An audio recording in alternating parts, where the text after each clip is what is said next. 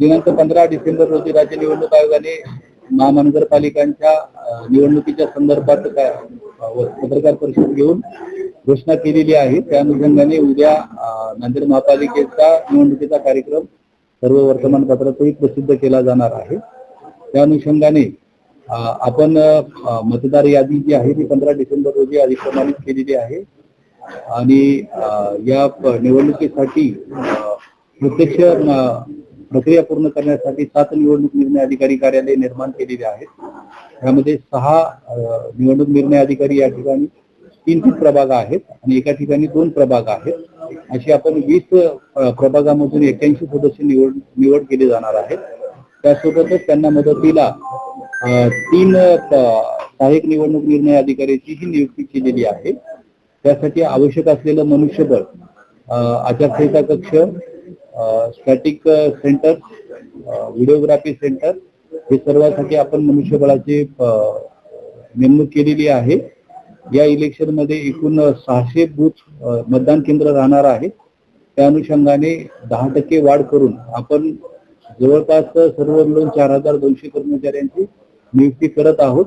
त्यामध्ये मतमोजणीसाठी स्वतंत्र कर्मचाऱ्यांची नियुक्ती होणार आहे। मतमोजणी आणि ईव्हीएम चे साहित्य वाटप वगैरे जे आहे ते 7 निवडणूक निर्णय अधिकाऱ्याचं एका ठिकाणाहूनच पॉलिटेक्निकल कॉलेज या ठिकाणाहूनच होणार आहे आणि मतमोजणी ही त्याच ठिकाणी होणार आहे।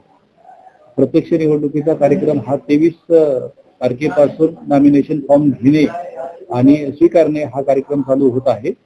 तो कार्यक्रम 30 तारखेपर्यंत चालू राहील। त्यानंतर छाननी, अंतिम यादी प्रसिद्ध करणे ही कारवाई झाल्यानंतर आपलं इलेक्शन जे आहे ते 15 जानेवारी 2026 रोजी होणार असून 16 जानेवारी रोजी मतमोजणी होणार आहे आणि त्यानंतर 19 जानेवारीला आपण राजपत्रामध्ये ही यादी प्रसिद्ध करणार आहोत।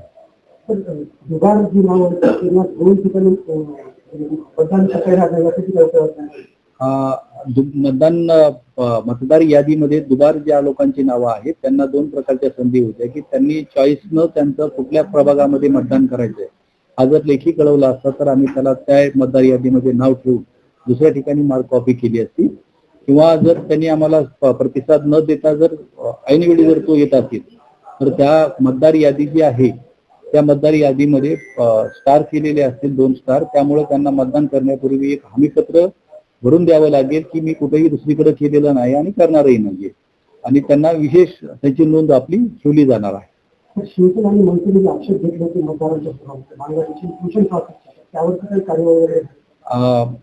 ज्यावेळी मतदार यादीवरती हरकती मागवलेल्या होत्या त्यामध्ये या दोन्ही हरकती प्राप्त झालेल्या होत्या। आपण प्रभाग अधिकाऱ्यांच्या मार्फत या दोन्ही ठिकाणी पडताळणी केलेली आहे। जे पश्चिम बंगाल राज्यातून आलेले असतील ते या ठिकाणी स्थायिक झालेले आहेत, त्यांच्याकडे उचित कागदपत्र होती, त्यामुळे आपण त्यांना मतदानाची संधी दिलेलीच आहे। आणि कोचिंग क्लासेस मध्ये जे मुलांनी पत्ते दाखवले होते 9 मतदारांनी त्यांनाही महापालिकेला नावं वगळण्याचा अधिकार नसल्यामुळं तेही नावं आपण कायम ठेवलेली आहेत।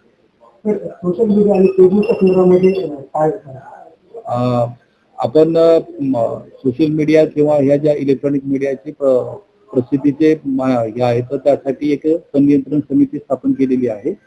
यामध्ये माझ्या सोबतच एसपी साहेबांचे प्रतिनिधी आणि महापालिकेचे अधिकारी असतील ते ही सर्व तपासूनच प्रसिद्धीसाठी परवानगी देईल। आपण हे फिरते पथक आणि स्टॅटिक जे आहे ते पण पथक या सर्वांची नियुक्ती केलेली आहे। पैसे किंवा मद्य विक्री अशा पद्धतीने वाटप या सर्वसाठी आपण व्हिडिओग्राफरही त्यांच्यासोबत दिलेले आहेत आणि पोलीस प्रशासनालाही याबाबत अवगत करण्यात आलेलं आहे।